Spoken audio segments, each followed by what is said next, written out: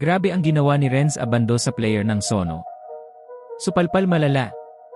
Ginawang volleyball ang basketball. 그럴 수도 있겠는데요. Pagpasok pa lang ng laro, akala natin makakaisa ang Sono. Sa unang quarter pa lang, mabilis silang nakalamang at nagpakita agad ng agresibong opensa. Pero hindi nagpaapekto ang Anyang, lalo na si Renz Abando, na agad nagparamdam ng presensya sa depensa. Dahil sa tensyon na dala ng pressure defense niya, nagmintis ang tira na to ng Sono at hindi makakuha ng magandang ritmo. 이정현의 킥스입니다. 안 들어가고요. Unti-unting nakahabol ang Anyang sa pamamagitan ng mga puntos sa ilalim at ilang crucial steals. 자, 스틸 성공했어요. 박정우. At pagpasok ng second quarter, dito na nagsimulang uminit ang outside shooting nila, galing pa sa kanilang mga local players. 들어갑니다. Sunod-sunod ang mga tira nila mula sa loob at labas, dahilan para lumakas ang momentum ng Anyang. 김영현. 김영현. Under the 5-minute mark ng second quarter, si Renz Abando, lumilipad na naman. Isang malupit na layup ang nagtabla sa score.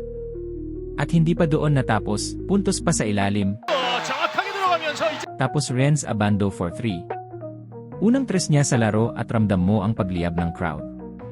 Sinundan pa niya ng magandang assist sa import nila, bago bumitaw ang Anyang ng dalawang magkasunod na tres na agad nagpalobo sa kanilang kalamangan hanggang 15 points.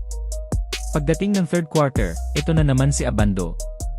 Isang magical block ang binitawan niya na literal na nagpabagsak sa player ng Sono. Highlight play. Pero kahit malaki ang kalamangan, patuloy na nakalapit ang Sono at nakahabol.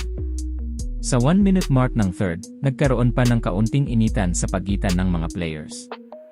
At sa huling minuto, umatake naman ang big import ng Anyang, sunod-sunod mula loob hanggang sa labas.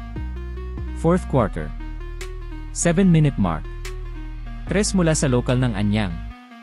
At syempre, hindi magpapahuli, Renz Abando, another block. Ginawang volleyball ang basketball. Ramdam mo ang epekto nun sa morale ng Sono. 이렇게 되면 고양 돌아올까요? 공포증 생기겠는데요. 그럴 수도 있겠는데요. Naging dikit pa ang laban sa last 5 minutes, pero naiwanang open sa tres si Abando. Sinundan pa niya ng putback mula sa rebound. 볼 아반도가 잡아냈습니다. 그리고 마무리. Ibang klase ang energy at hustle.